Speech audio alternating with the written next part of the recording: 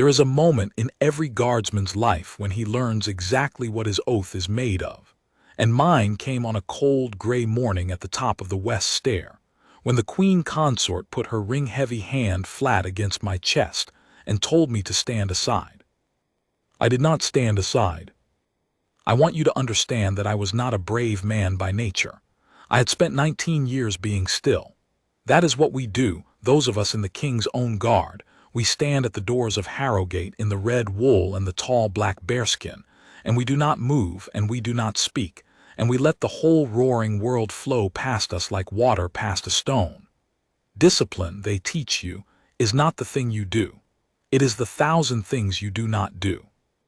So when a woman of the highest rank in the realm short of the king himself set her hand on me and said, low and certain, "Sergeant, you will let my men through that door."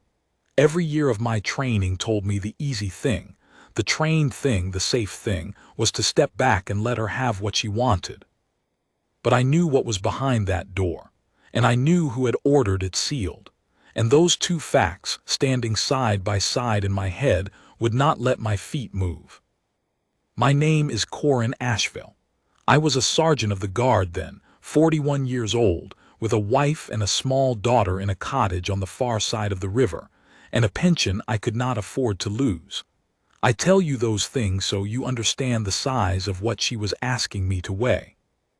And I tell you the rest of it, all of it, from the first hour to the last, because the whispered version that ran through the corridors afterward got most of it wrong, and I am too old now to let a lie stand where the truth would serve better. It began 3 days earlier, and it began, as these things so often do, with a death that was not mine to grieve and a will that was not mine to read. The late Queen Isolde had been dead 11 months by then. She had been the king's first wife, the mother of Crown Prince Rowan and Princess Alara, and though a guard is not supposed to have opinions on such things, she had been beloved in a way that the woman who replaced her never would be. Isolde had known the names of every man on the gate. She had known that my daughter had been sick the winter before, and had sent a basket to the cottage without being asked, and had signed the card herself. When she died, something went quiet in the palace that has never entirely come back. Her rooms in the East Wing had been sealed the day of her funeral, not out of grief, though grief was in it. They were sealed because her estate, her private fortune, her jewels, a string of horses, a house by the sea, and a great many papers had been placed under the review of a crown inquest, as the law required, until it could be established exactly what she had left and to whom. Until that inquest handed down its finding, those rooms and everything in them belonged to no one and everyone. They were the property of the crown, held in trust, and the seal on the door was the law made visible. That seal was my post. I and 3 other men rotated the watch on the East Wing corridor, day and night, and our standing order came down through the master of the household and bore, at the bottom, in his own strict hand, the counter-signature of the person the inquest had named as its warden, the one member of the royal house given lawful charge of the sealed estate until the finding. That person was Princess Adela. I should tell you who she was because the outside world knew her hardly at all, and what little it knew was wrong. Adela was the king's sister. She was not young. She had never married, had never wanted to, and had spent her life doing the unglamorous work of the crown. The charities no one photographed, the hospital visits at 7 in the morning, the endless committees on drainage and grain and the welfare of old soldiers. She rode like a cavalry officer, spoke like a magistrate, and suffered fools not at all. The younger royals were a little afraid of her. So I came to learn was the Queen Consort.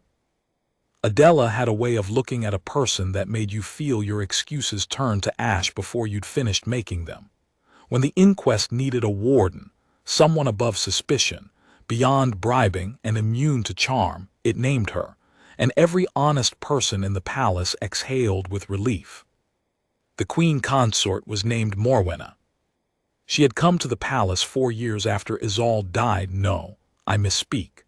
3 years before, in the last of Isolde's illness, she had been merely a lady at court, and the speed with which she had gone from that to the king's second wife had been a thing men muttered about in the guardroom and then stopped muttering about, because muttering is not our office.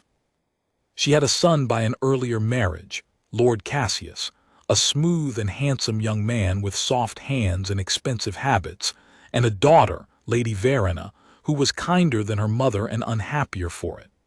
Morwenna wore the late Queen's absence like a coat she had been waiting for. And from the first week of her marriage she had made it plain, in the small ways that power makes things plain, that she considered everything that had been Isolde's to be, by rights, now hers. The jewels most of all. I did not know the full shape of what she was after on that first day. A guard on a door is told very little, that is by design. What I knew was this. On the Tuesday, 3 days before she put her hand on my chest, Lord Cassius came up the east stair with 2 men I did not recognize, in plain dark coats, carrying a leather case and a folded document, and asked me, pleasantly enough, to break the seal and let them in. "On whose authority, my lord?" I asked. I kept my eyes forward, I kept my voice flat. It is possible to refuse a great deal, in our trade, simply by refusing to acknowledge that a refusal is happening. "On the Queen's," he said, and smiled, and held up the folded paper as if that settled it. I did not take the paper. "The rooms are sealed under the inquest, my lord. The standing order permits entry only on the written instruction of the warden, countersigned by the master of the household. If you have that, I will read it gladly." His smile did not change, but something behind it did. "The warden," he said, "is an old woman who has been made warden of a broom closet. My mother is queen. Do you understand the difference in those 2 things, Sergeant?" "I understand my order, my lord," I said. He looked at me for a while. One of the men in the dark coats shifted his weight, and the leather case creaked, and I found myself wondering, with the small cold part of the mind that never sleeps on watch, what was in it, whether it was empty and meant to be filled, or full and meant to be swapped. Then Cassius made a small sound, half a laugh, and turned away. "You'll regret being clever," he said over his shoulder. It was not a threat exactly. It was a weather report. He was telling me which way the wind would blow. I stood my post the rest of that watch, and said nothing to anyone. But when I came off duty I did the one thing a sergeant is permitted to do that a private is not. I went and found the master of the household, an old careful man named Halbrook who had served 3 monarchs and trusted no one, and I told him what had passed at the door. He listened without expression. When I was done he said only, "You did right, say nothing. And Ashvale, write it down. Time names words. Write it down tonight while it's fresh and put your name at the bottom." Then he added in a lower voice, "There will be a reckoning over that estate before the month is out, and when it comes, the men who kept clean records will be the ones still standing." I did not fully understand him then. I did later. I wrote it down. It is the first entry in a small notebook I still have, and the ink has gone brown with age, and every word of it is true. The next day, Wednesday, the pressure changed its shape, the way water does when the ground beneath it tilts. Princess Adela came up the east stair herself. I had never spoken to her before. A sergeant of the door does not chat with the king's sister. She came alone, no attendant, in a plain gray coat with mud on the hem, as though she had walked in from the stables, which I later learned she had. She stopped in front of my post and looked at me for a moment with those unhurried eyes, and then she looked at the seal on the door behind me, and then back at me. "You turned away Lord Cassius yesterday," she said. "It was not a question." "I did, ma'am." "Why?" I had not expected to be asked to justify obedience. "Because the standing order permits entry only on your written instruction, countersigned by the master." He had neither, ma'am. He had a folded paper he did not let me read and the Queen's name in his mouth. And if I had told you to let him in, if I had come up these stairs yesterday and said, "Ashvale, admit Lord Cassius," then I would have asked to see it in writing, ma'am, countersigned as the order requires, even from you. I heard my own voice say it and braced, a little for the cost of it. But Adela did not bristle. Something in her face eased, the way a hard face eases when it finds a thing it had hoped to find and half expected not to. "Good," she said. "That is exactly right. The order is written so that no one, not Cassius, not the Queen, not I, can move that seal on a spoken word alone. It is written that way on purpose. Do you know why?" "No, ma'am." "Because a spoken word can be a lie and a countersigned instruction leaves a trail. A trail can be followed and a liar can be caught at the end of it." She studied me. "You have a steady look, Sergeant. What is your name?" "Corin Ashvale, ma'am." "Ashvale?" She said it as though she were filing it somewhere. "There is something happening in this house, Ashvale, that I do not yet fully see, but I see the edges of it, and the edges are ugly. My late sister-in-law left a great deal, and she left careful instructions about where it was to go, and some of what she left has already, I think, gone somewhere it should not. That door is the last honest lock in this palace. I mean to keep it honest until the inquest sits. Will you help me do that?" It is a strange thing to be asked. We are so rarely asked. We are ordered or provoked or ignored, and we hold either way. But she asked plainly, one honest person to another, and I found that my answer came up out of somewhere older than my training. "Yes, ma'am, I will." "Then hear me clearly, because I want no confusion later." She took a step nearer and dropped her voice, though the corridor was empty. "You will get another order, not from Cassius this time, from higher. It will sound reasonable. It will be delivered by someone you cannot easily refuse, and it will be phrased so that refusing feels like insolence. When it comes, remember this: your standing order has not changed. Only I can move that seal in writing countersigned. Anyone who tells you otherwise, anyone, Ashvale, whatever crown they wear, is telling you to break the law. And a guard who breaks the law on a great person's word is not protected by having obeyed. He hangs alone. Do you understand me?" "I understand, ma'am." "I hope you do." She looked at the door one more time, and there was something in her face then that was not hardness at all, something closer to grief, held very still, the way we hold things. She was good to the men on the gates, my sister. She'd not have wanted her jewels bought with your ruin.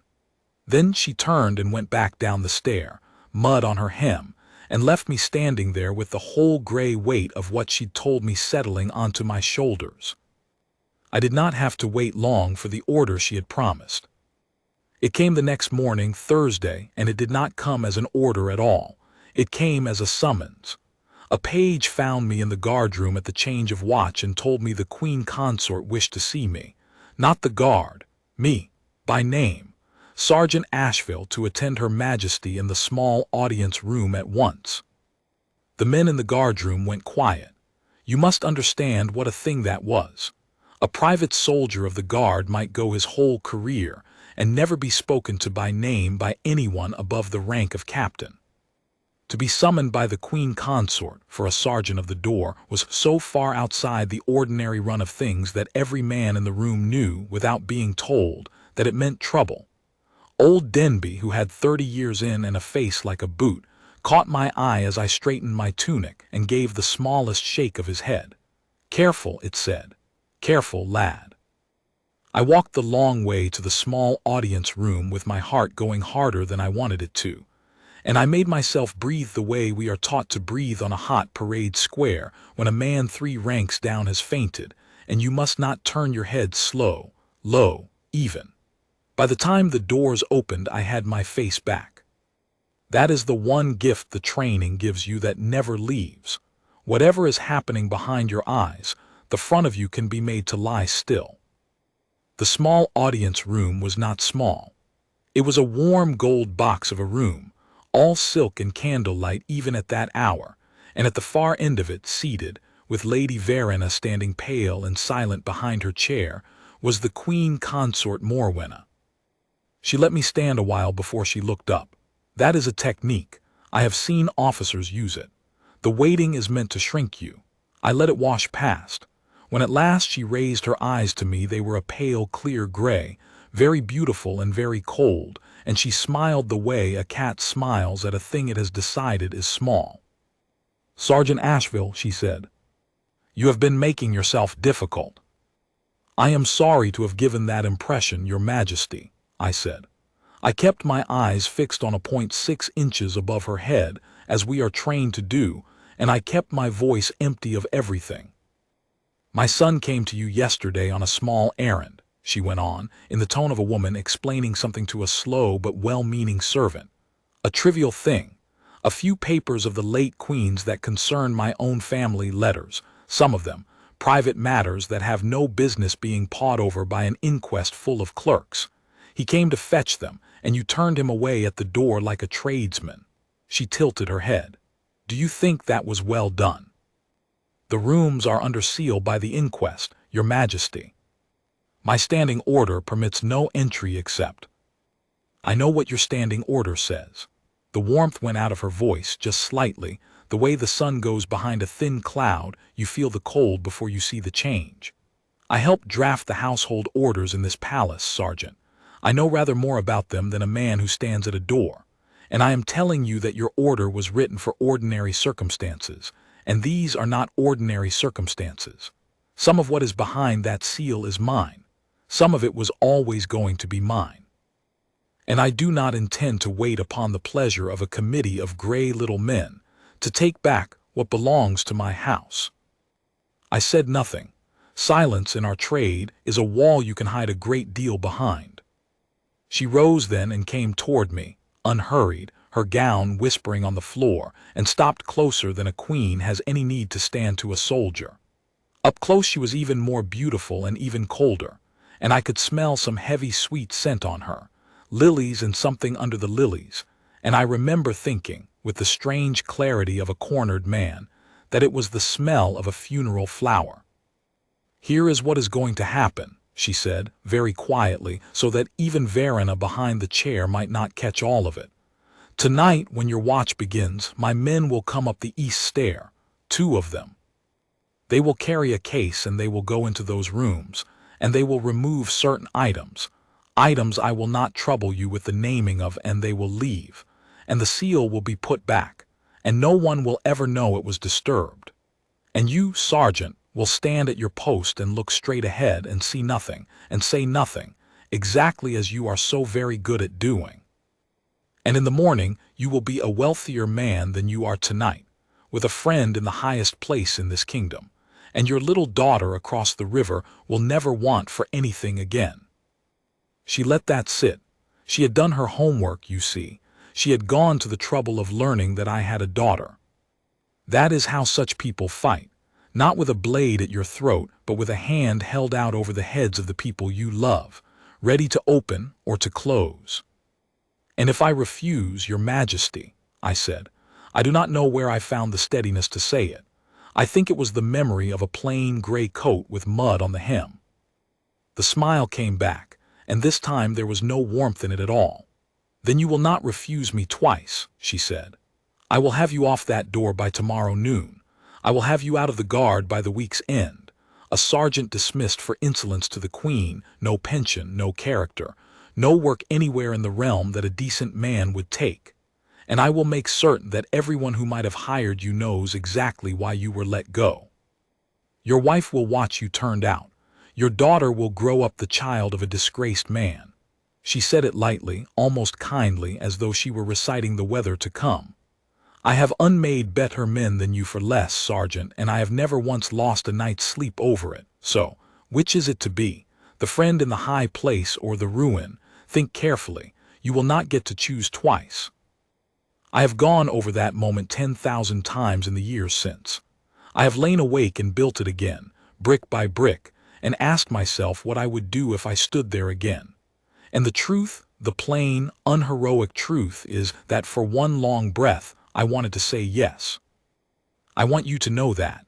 I want no one to think me some marble figure of virtue who never felt the pull.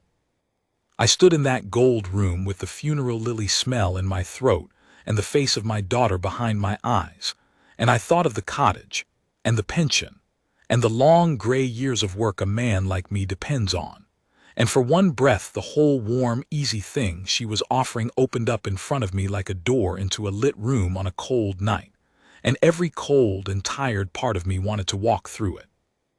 And then I thought of the trail. That is what saved me in the end. Not courage, not honor exactly. It was a thing the princess had said, standing in the corridor with mud on her coat. A countersigned instruction leaves a trail. A trail can be followed, and a liar can be caught at the end of it. And a guard who breaks the law on a great person's word is not protected by having obeyed. He hangs alone. If I did what Morwenna asked, there would be no paper. There would be no order I could show. There would be only my word against hers, a sergeant against a queen, and when the inquest sat and found the late queen's jewels gone from behind a seal I had guarded, it would be my name on the watch roll for that night and hers nowhere. She would not stand at my side and say, "I told him to do it." She would stand very far away in a warm gold room and say, "How dreadful! The man was corrupt. I always thought there was something furtive about him." The friend in the high place would evaporate the instant the trouble began. That is the nature of friends in high places. I had watched it happen to other men. I was not going to be the fool it happened to next. "Your Majesty," I said, and I heard my own voice come out level and clear, and I was grateful to it. "I am a sergeant of the King's Guard. My standing order is signed by the master of the household and countersigned by the warden of the sealed estate. I cannot admit any person to those rooms, or permit the removal of any item, except on a written instruction from the warden. If you obtain such an instruction, I will obey it the instant it is placed in my hand. Without it, I cannot let your men through that door, not tonight, not for any price, and not under any threat. I am sorry, Your Majesty, I cannot do it." The room went very still. I have stood a great many silences in my life. I have stood the silence of a cathedral before a coffin, and the silence of a crowd holding its breath, and the deep dead silence of a night watch when the whole palace is asleep, and you are the only waking thing in it. But I have never stood a silence like the one that came off Morwenna in that gold room. It was the silence of something that had expected to win, meeting for the first time a thing it could not simply move. When she spoke again, her voice had gone flat and quiet, and it was worse than shouting. "You have just made the great mistake of your small life, Sergeant Ashvale," she said. "Get out." I saluted, I turned. As I reached the door, I saw, for the smallest part of a second, Lady Verrena's face behind her mother's chair, pale, frightened, and I would swear it, full of something I could only call relief, as though someone had, at last, done the thing she had never dared to do. Then the door closed between us, and I was back in the cold stone corridor with my heart going like a drum, a ruined man and a free one. I went straight to Halbrook. The old master of the household heard me out in his cramped paneled office with his hands folded on his desk and his eyes half shut, and when I had finished, he was quiet for so long that I thought he had fallen asleep. Then he opened his eyes. "Write it down," he said, "all of it. Her words as near as you can get them. My men will come up the east stair. You will see nothing, the offer, the threat, all of it, time and place. Then bring it to me and I will witness your signature and lock it in the strong box with the other one." He rubbed his face with one dry old hand. "Ashvale, you have done a hard and a right thing, and I will not pretend it comes without a price. She will try to have you broken. She may even manage it for a time. But you have done the one thing that gives us a chance." He tapped the desk. "You have made a record, and she, proud as she is, has just made a threat out loud in front of a witness to have a guardsman remove sealed crown property.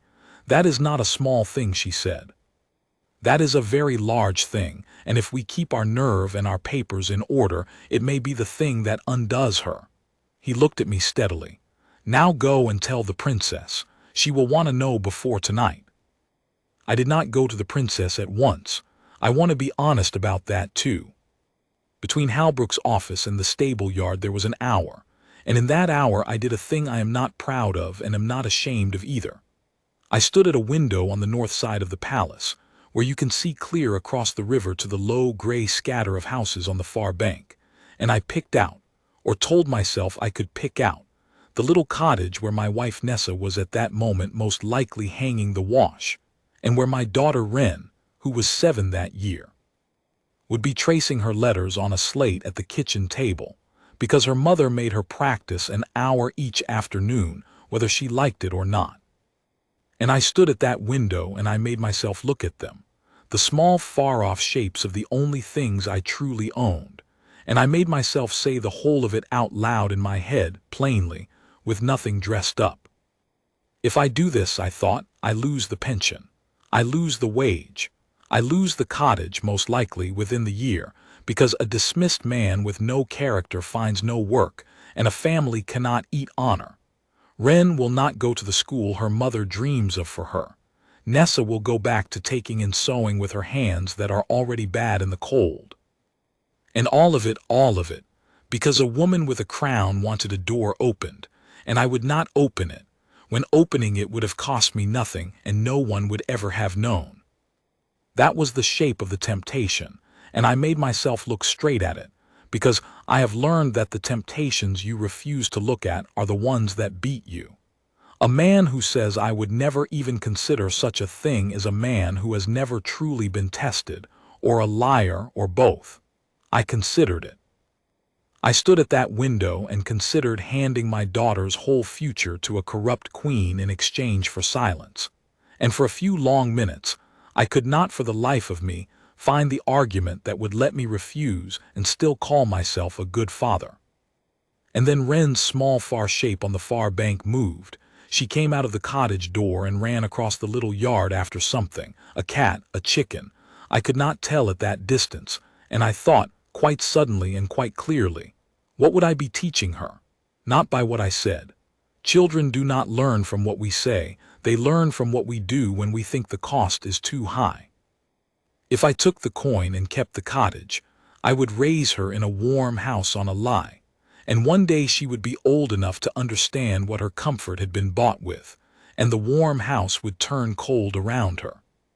But if I refused and we lost everything, and I sat her down someday and told her why, told her that her father had been offered a fortune to help a rich woman rob dead children of what their mother left them, and had said no, and had paid for it, then she would grow up poor perhaps, but she would grow up knowing in her bones that there are things you do not do for any price.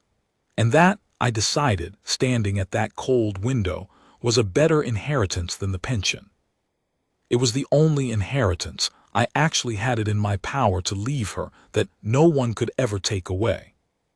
So I stopped looking at the far bank, and I went to find the princess, and I was, if not at peace, at least decided. There is a great difference between the two, and a man in a hard place will settle for decided. I found Princess Adela in the stable yard, of all places, in a leather apron, easing a stone out of the hoof of a great gray hunter that stood as still for her as I stand for the king. She did not stop what she was doing when I came up, only glanced at me and said, "Well," and I told her, standing at attention beside a horse, everything that had passed in the gold room.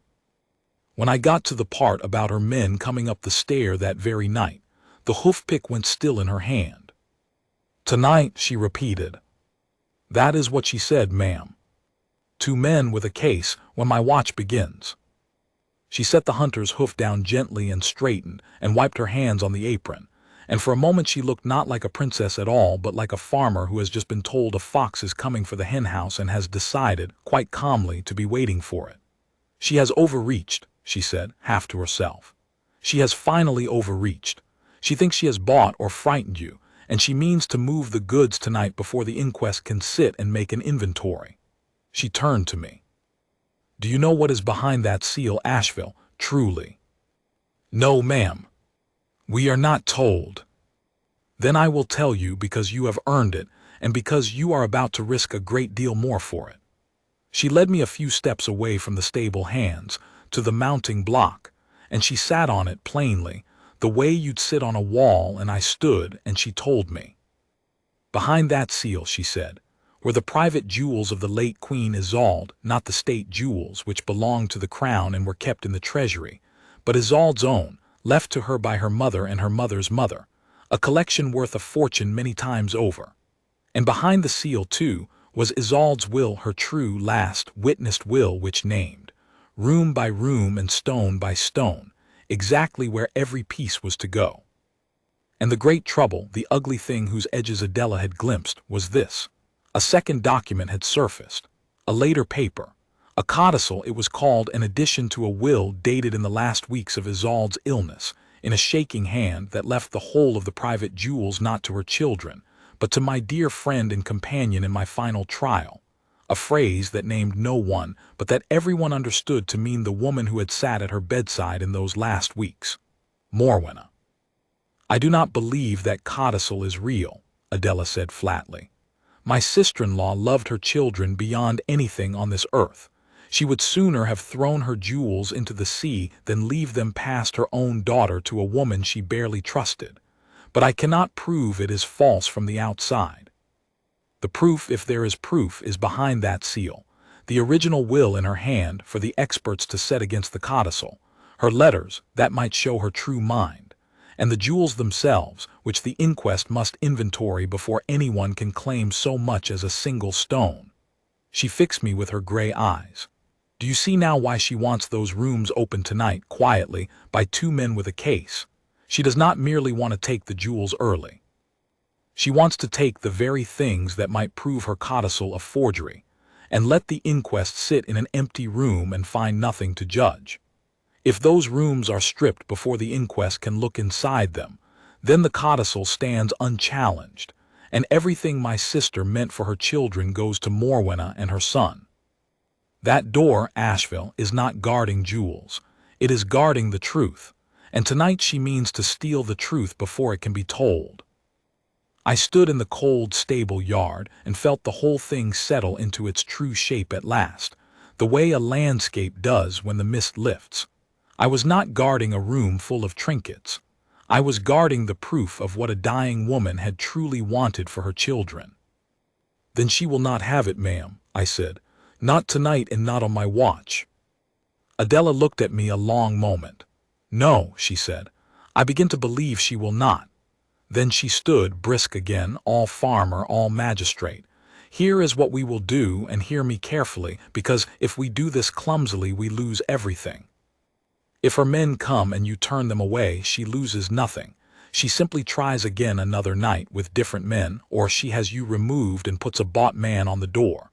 We do not want to turn them away. We want to catch them. We want them in the corridor with the case, reaching for the seal in front of witnesses who cannot be dismissed. We want the thing done in the light." My mouth went a little dry. "You want me to let them come up the stair?" "I want you to let them come up the stair and get right to the door, and I want you to stop them there, and I want the whole of it seen." She was already moving, already planning it out. "I will speak to Halbrook. I will send for two men whose word an inquest cannot wave away. The king's own physician, who has no love for Morwenna and no reason to lie, and the senior clerk of the inquest itself, an honest fussy little man named Wexford who would rather die than see a seal broken out of turn. They will wait with me in the disused anteroom across the corridor, out of sight, with the door ajar. When her men reach for that seal, you will challenge them loudly by the book Name Yourself, name your order, warn them off, and we will step out, and it will be over." She paused. "It will take nerve, Ashvale. For a while tonight you will be standing alone in that corridor with two of her men and no visible ally, and everything in you will want to move too soon or too late. Can you hold your nerve one more time?" "Holding my nerve, ma'am," I said, "is the only skill I have ever truly had." Something that was almost a smile crossed her weathered face. "Good man," she said. "Then go and eat something and rest if you can, and be at your post at the change of watch as though this were any other night. Tell no one but Halbrook. And Ashvale," she stopped me with a look, "write down this conversation too. Everything. If we win tonight, the papers will be what finishes it. Always the papers." I did as she said. I ate without tasting it. I lay down on my bunk in the small gray afternoon and did not sleep, and watched the light go out of the high window, and thought of my daughter, and of the plain gray coat with mud on its hem, and of a dying queen who had signed a card for a sick child with her own hand. When the bell rang for the change of watch, I rose and put on the red tunic and set the bearskin square on my head and went up the east stair to my post and stood and waited for the thing to come. The palace at night is a country of its own. The great corridors that in the day are rivers of people go dark and cold and empty, and the gas lamps are turned low, and the marble ticks as it cools, and a man alone on a night watch learns to hear the building breathe. I stood at the sealed door with my back to it and my eyes forward, and I counted the quarter hours by the far clock, and I waited. Across the corridor, the door to the disused anteroom stood open a hand's width into blackness, and behind it, I knew, were 4 people holding their breath: the princess, the master, the physician, the fussy, honest clerk. But I did not look at that door. I looked forward, as I always look forward, and I let the palace breathe around me, and I waited for footsteps on the stair. They came at the 2nd hour after midnight. 2 sets of feet, careful, trying to be quiet, and not succeeding the way men who are used to being quiet succeed. These were bought men, hired for the night, not professionals. They came up out of the dark of the stairwell and into the low gaslight of the corridor, and I saw them. 2 men in plain dark coats, one carrying a flat leather case, the other holding something small that caught the light, a bright thin thing that I realized after a moment was a blade, not to threaten me, I think, but to cut the wax and the cords of the seal cleanly. They came down the corridor toward me, and I stood as I always stand, and gave them no sign at all, and let them come. They stopped a few feet from me. The one with the case spoke first, low. "Her Majesty sent us," he said. "You've been told where to go in. There's no trouble here, soldier. You just look the other way like a good lad, and we're gone in 10 minutes, and everyone's happy." He smiled, and I could smell drink on him, a little, the kind of drink a man takes to steady himself for a thing he half knows he shouldn't do. I did not look the other way. I did not move. "You are approaching a door sealed under Crown inquest," I said, and I pitched my voice to carry, not a shout, but the clear parade ground voice that fills a corridor and leaves no corner of it in doubt. "I am Sergeant Corin Ashvale of the King's Guard, and my standing order permits no person to break this seal or enter these rooms except upon the writ, countersigned instruction of the warden of the estate. You have no such instruction. I order you to withdraw." The man's smile curdled. "Don't be a fool," he said, low and hard now, the friendliness gone. "We've been paid and we've been sent, and we're going in. Stand aside or we'll put you aside." The second man shifted, and the blade caught the light again, and for one bad moment the corridor was very quiet and very cold, and it was 2 of them and 1 of me, and I felt the old animal fear rise up in my chest, and I held. I held the way I had held on 100 parade squares, the way I had held in the gold room, the way I have held my whole life. I did not step aside, and I did not reach for anything, and I did not take my eyes off the man with the case. "I will say it once more," I said. "Withdraw. This door does not open tonight." "Then we go through you," the man said, and stepped forward. And across the corridor, the door of the disused anteroom swung wide, and the light of a raised lamp fell out into the dark, and Princess Adela stepped out into it with the physician and the clerk and old Halbrook at her shoulder, and her voice came down that corridor like the fall of an axe. "Stop where you are," she said, "in the name of the crown." The 2 men froze the way animals freeze in a sudden light. The case dropped from the one man's hand and struck the marble with a flat crack that echoed down the whole corridor. The other let the little blade fall to his side. And in the space of a breath, the whole shape of the night changed. For now there were witnesses, 4 of them, and one of them a princess of the blood and one the inquest's own clerk. And the 2 hired men understood, in that dumb animal way, that they had walked into the light with their hands full of a crime. "You will set down whatever you are holding," Adela said, coming down the corridor with the lamp unhurried, terrible in her calm. "You will state your names, and you will state who sent you here and to whom and for what. And you will do it now before these witnesses while your memory is fresh, for I promise you both, the man who speaks first and speaks true will be treated very differently from the one who lies." She stopped before them. "Master Halbrook, Master Wexford. Note the hour, the place, the case, the blade, and the seal unbroken. Doctor, you will confirm the seal is unbroken." The physician stepped past the frozen men and bent to the door behind me and examined the wax and the cords with a candle and straightened, and said in a dry, clear voice, "The seal is whole and unbroken. Nothing has entered these rooms." And Wexford the clerk, a small round man in a nightshirt and a hastily thrown-on coat, was already scribbling in a little book by the lamplight, his pen going like a hen pecking corn, muttering the words as he wrote them. Case, blade, second hour, seal whole, 2 men. Sergeant Ashvale of the guard held the door. The man who had carried the case broke first. "They always do, the bought ones. They have no loyalty to spend, only fear." "The Queen," he blurted. "The Queen Consort. Her steward hired us, paid us in the yard behind the mews, told us to come up here at the second hour and go into these rooms and bring away what was in the third cabinet, the tall one, and there'd be more coin after. That's all. That's God's truth. We never touched the seal, that soldier there. He wouldn't let us near it. He stood there like a wall and wouldn't move." And on he babbled, and Wexford wrote, and Halbrook stood grim and silent, and I stood at my post through all of it and did not move and did not speak, because it was not my place to speak, and because I had learned by then that the greatest thing a guard can do is sometimes simply to be the wall that a liar breaks against. Adela had the 2 men taken away by the night watch that Halbrook now summoned with a single word, and the case and the blade taken up as evidence and sealed in Wexford's presence, and the whole corridor made a matter of record before anyone slept.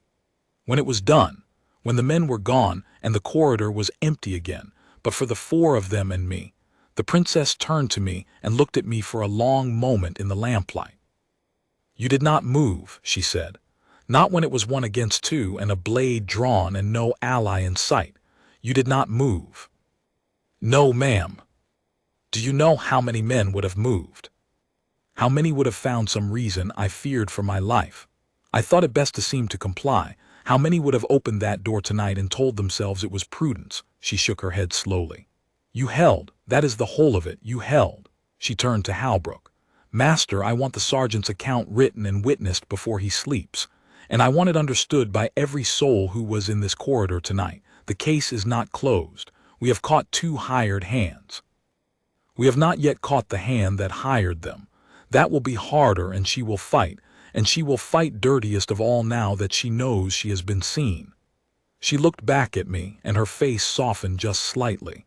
"Rest if you can, Ashvale. Tomorrow will be worse than tonight.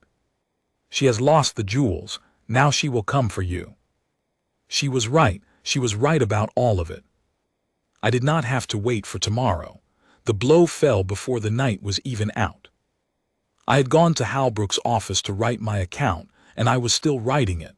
The candle burned halfway down, when a page came hammering at the door with a face like curds and a paper in his hand, and Halbrook took the paper and read it, and his old face went very still. It was an order. It bore the royal seal, not the king's own signed manual, I saw at once, but the seal of the Queen Consort's household, which she was entitled to use for matters of the household, and it was addressed to the captain of the guard, and it commanded, in the plainest terms, the immediate dismissal of Sergeant Corin Ashvale for gross insolence and dereliction of duty, to take effect at once, his pay stopped, his character forfeit, to be escorted from the palace grounds by noon. She had moved faster than any of us thought she could. She had not waited to hear how the night went. She had prepared the dismissal in advance, had it written and sealed and ready, so that whatever happened in the corridor, whether her men succeeded or failed, the guardsmen who had defied her would be gone by daylight and unable to bear witness to anything. And now that her men had failed and been caught, the dismissal served her better still. Get Ashvale out, disgraced, called insolent and derelict, and then when the corridor business came before the inquest she could say, with wounded dignity, that the whole thing was the invention of a dismissed and bitter soldier, angry at his own well-deserved sacking, willing to slander his betters to salve his pride. She is fast, Halbrook said quietly, laying the paper down. I will give her that. She is very fast, and she is very clever, and she has just built a wall between you and the truth. If you are dismissed for insolence before the inquest sits, then everything you saw tonight can be painted as the spite of a disgraced man. He looked older than I had ever seen him. I can hold this order a day, perhaps two. The captain will not act on it without confirming it with me, and I can be slow to confirm, but I cannot hold it forever. The Queen Consort's household order is lawful within its own scope, and dismissing a sergeant is within its scope, unless someone with higher authority countermands it, and there is only one person in this palace tonight with that authority, and she is upstairs, and it is nearly dawn. He looked at me. Go home, Ashvale. Go home to your wife and your child and sleep if you can. Come back at noon. By noon we will know whether the truth has a defender left in this house, or whether the Queen has bought the ending after all. I did not go home. I could not have slept. I walked the cold, dark grounds until the sky went gray behind the towers, and I thought about all the men I had known who had done the right thing and been ruined for it, and how the world tells you when you are young that virtue is rewarded and wickedness punished, and how that is very often a lie, and how the doing of the right thing has to be its own reward, because frequently it is the only reward there is. And I made my peace, walking in the cold, with the idea that I had done a true thing and would lose everything for it. I built that peace stone by stone in the dark, and I told myself I could live inside it. A man can live inside a great many hard things if he built them honestly. I need not have built it, but I did not know that yet. I came back at noon, as Halbrook had said, and I came in my own plain coat, not the red tunic, because a dismissed man does not wear the king's colors, and I stood in the great cold stone hall outside the council chamber with my cap in my hands like a petitioner, and I waited to be told my life was over. And instead I was summoned inside. The council chamber of Harrowgate is a long high room with a great table down its length and tall windows that let in the pale northern light, and it is where the serious business of the crown is done. I had stood guard outside its doors many times. I had never once been inside it. When the doors opened for me that noon I stopped on the threshold, and I think for a moment I forgot how to walk, because the room was full. At the head of the table sat King Alaric. He was an old man by then, the king, older than his years, worn thin by a long reign and by grief. He had aged 10 years, men said, in the 11 months since Isolde died. But his eyes when they found me were clear and hard, and he watched me come in without a word. To his right sat Princess Adela, in a dark plain gown now, no mud, no leather apron, a princess to the bone. Beyond her sat the members of the inquest, gray, careful men, and among them fussy little Wexford with his notebook. Crown Prince Rowan was there, tall and grave and pale, and beside him his sister Princess Alara. Old Halbrook stood at the king's left. The king's physician was there, and down the far end of the table, alone, in a gown of deep red and a great many jewels, sat the Queen Consort Morwenna, with her son Lord Cassius standing at her shoulder and her daughter Verena a little apart, and Morwenna's face when she saw me come in was a study in cold and perfect fury. "Come forward, sergeant," the king said. "I am no longer a sergeant, Majesty," I said.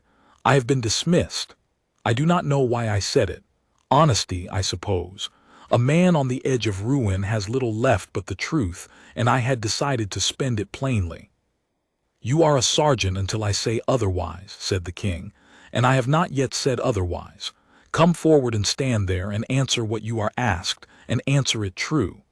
His voice was quiet and it filled the room. "There is a matter here that I mean to see the bottom of before this day is out." So I came forward and stood at the foot of the great table, my cap in my hands, and the whole royal house looked at me, and I told them the truth. I told it from the beginning, Cassius at the door on the Tuesday, and the folded paper I would not read, and the words he'd said. I told them of the princess in the corridor with mud on her coat, and what she had charged me to hold. I told them of the summons to the gold room, and I told them what Morwenna had offered me and what she had threatened, as near her own words as I could give it. And when I said the words, my men will come up the east stair, and you will see nothing, and I will make certain everyone knows exactly why you were let go, a stir went round that table like wind through wheat. I told them of the night watch, and the two men, and the case and the blade, and how I had held the door, and how the princess had stepped out of the dark with the light behind her. I told all of it plainly, without heat, the way you report a thing when the truth is all the weapon you have and you dare not blunt it with anger. And when I had finished I stood, and the room was silent, and I waited.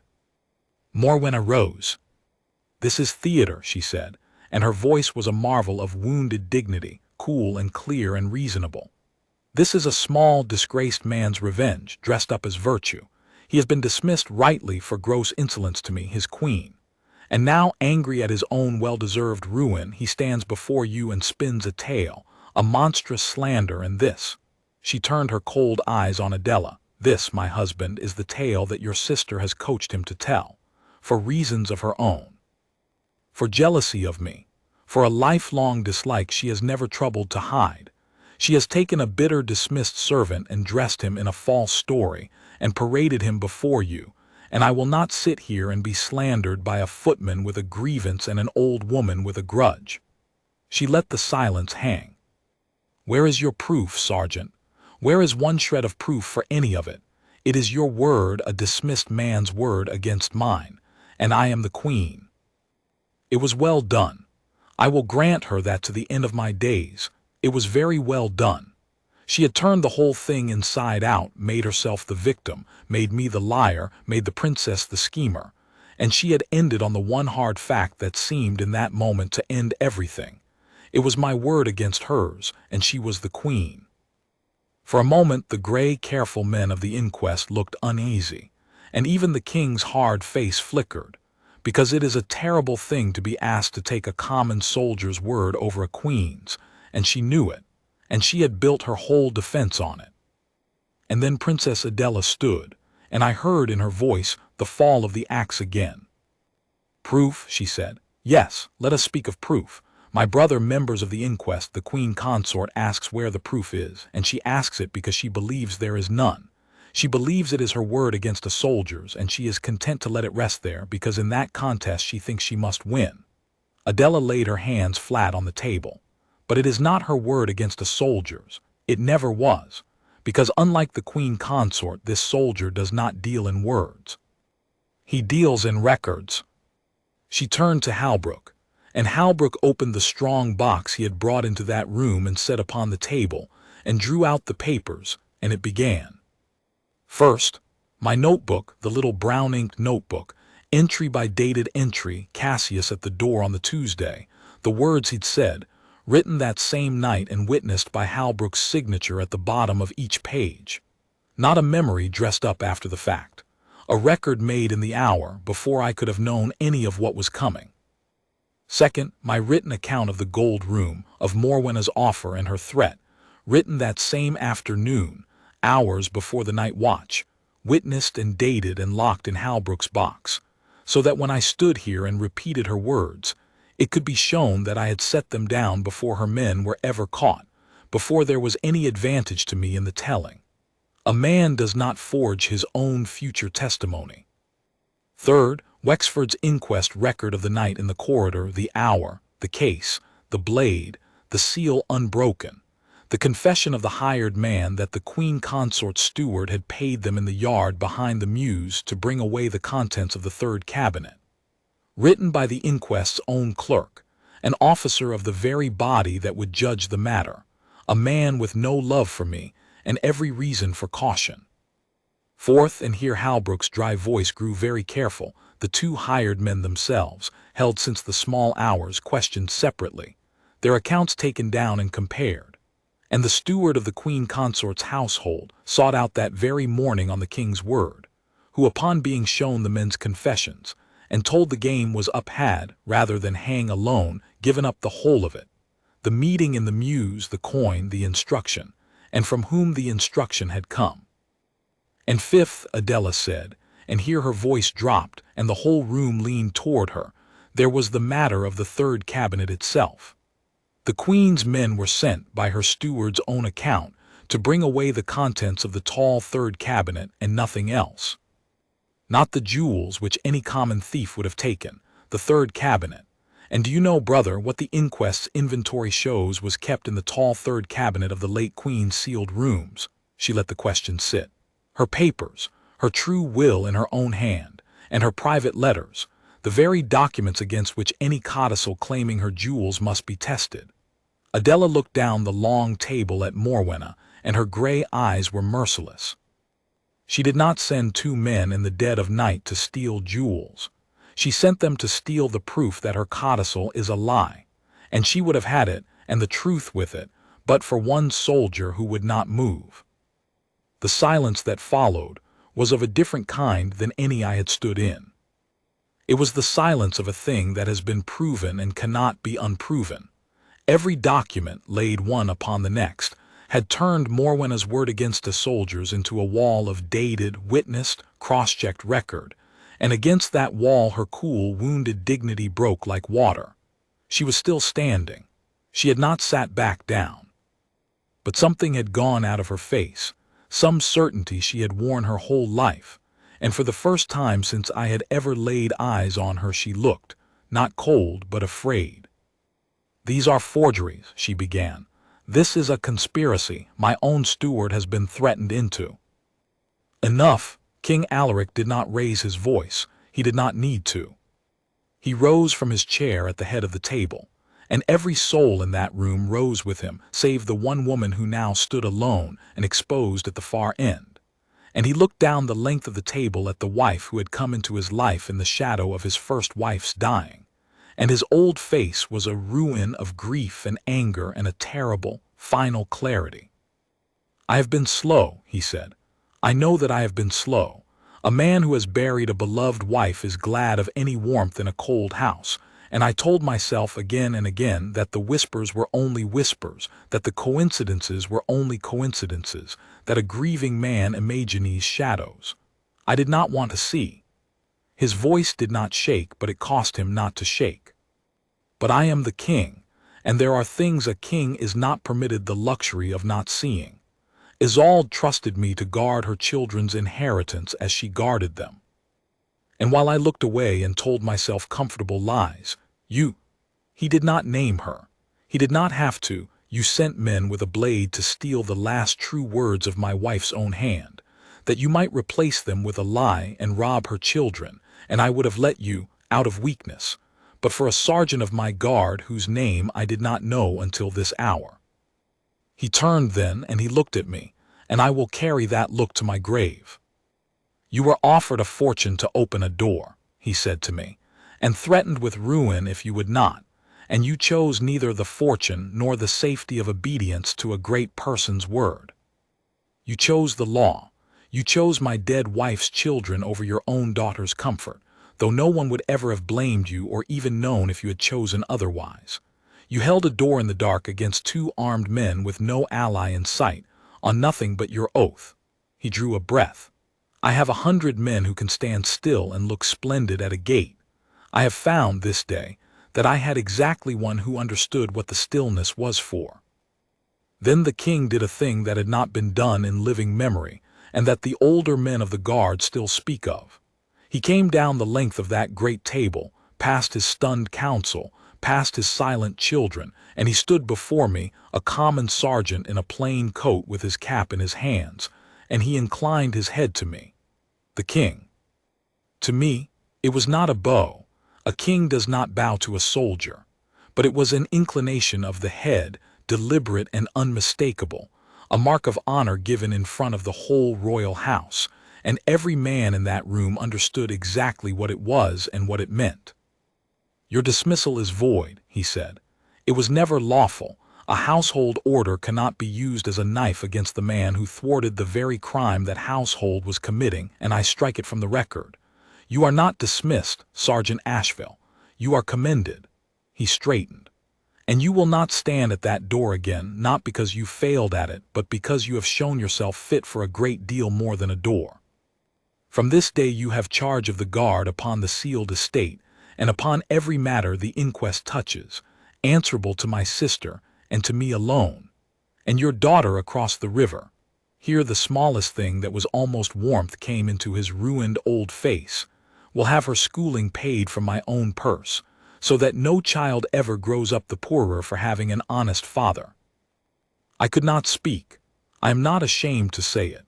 19 years I had trained my face to lie still, and it failed me utterly in that moment, and I stood before the King of Eldermore with my eyes wet and my cap crushed in my 2 hands and could not say one word. He saw it, and he was kind enough to look away, and to let me have my moment unlooked at, which was itself a kind of grace. What became of Morwenna I will tell you plainly, because the corridors told it a dozen wrong ways. The codicil was tested, as the true will and letters, safe behind their seal, thanks to that night, allowed it at last to be tested. The experts set the shaking hand of the codicil against 100 pages of the late Queen's true writing, and against the letters that showed her true and constant mind, and they found what Adela had known in her bones.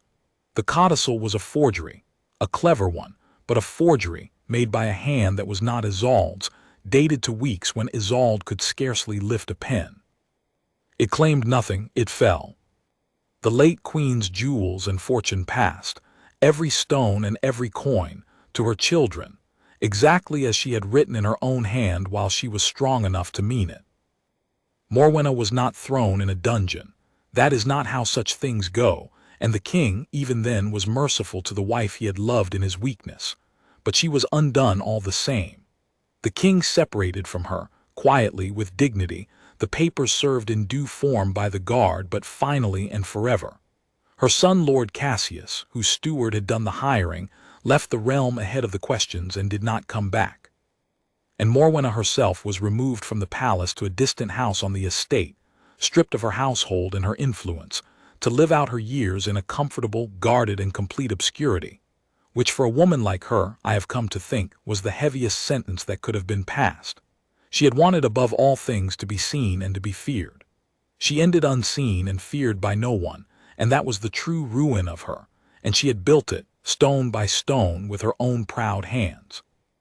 Lady Verena, who had stood pale and relieved behind her mother's chair on the day of the threat, did not follow her mother into exile. She had, it emerged, tried more than once to turn her mother from the path she was on, and had been ignored, and she stayed at the palace, where in time she became a quiet friend to Princess Alara and made, out of the wreck of her family's name, a decent and useful life. I was glad of that. Not everyone born near a poison is poisoned by it. There were smaller reckonings too, the sort the corridors never bother to remember. The captain of the guard, who had received Morwenna's dismissal order and, to his credit, sat on it rather than act in haste, was quietly commended by Halbrook and never spoke of it again. The 2 hired men, having told the whole truth freely and quickly, were dealt with lightly and sent away to work honest labor far from the capital, which is a mercy they had not earned but which the king, in his weariness, chose to grant, on the principle that the small hands are seldom the true guilt.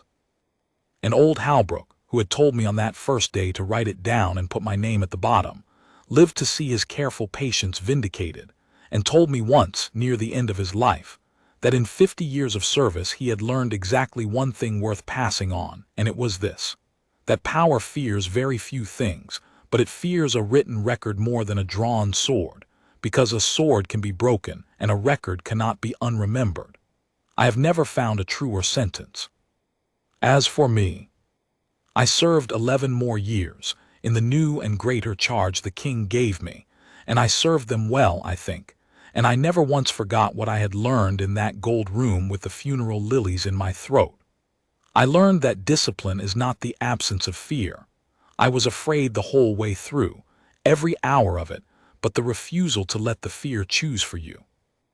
I learned that the still figure at the door is not still because he feels nothing, but because he has decided, in advance, what he will and will not do, so that when the great moment comes he does not have to decide it in a panic. and I learned that an order is not made lawful by the height of the mouth it comes from. The Queen Consort wore the second highest rank in the realm, and what she ordered me to do was a crime, and no crown upon a head can turn a crime into a duty. The lawful authority was the plain woman in the muddy coat, because the law had put that authority in her hands and in no one else's, and standing with the law against the crown that had no right to command me was not disloyalty. It was the deepest loyalty there is. It was loyalty to the thing the crown is supposed to serve. Princess Adela and I remained, in our unequal way, friends of a kind until the end of her long life. She never grew soft, never grew grand. She rode until she could no longer ride and did the unglamorous work of the crown until her last year, and when she was very old she told me once, over the wall of a stable yard, that of all the people she had known in a life spent among the powerful, she had trusted a handful, and that a sergeant who would not move a door was near the top of that handful. I have had grander compliments in my life. I have never had one I valued more. My daughter grew up, schooled from the king's purse as he had promised, and she is a schoolmistress now herself in a town on the far side of the river, and teaches other men's children their letters and their sums, and I hope, the one thing I most wanted her to have, which is the knowledge of the difference between what is easy and what is right, and the spine to choose the second when the whole world is pushing you toward the first. She knows the story. She has always known it. And she has told me more than once that she is prouder of the father who nearly lost everything than she would ever have been of the one who took the coin. And that, of all the wages that gray morning ever paid me, is the one I would not trade for the whole of Isolde's jewels.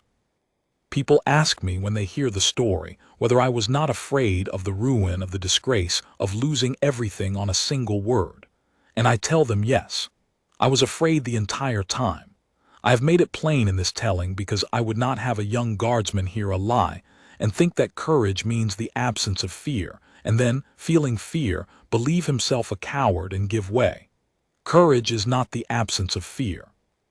Courage is standing at your post with the fear roaring in your ears and looking straight ahead and not moving, because you decided, before ever the test came, what your oath was made of, and you will not let a frightened moment spend it for you.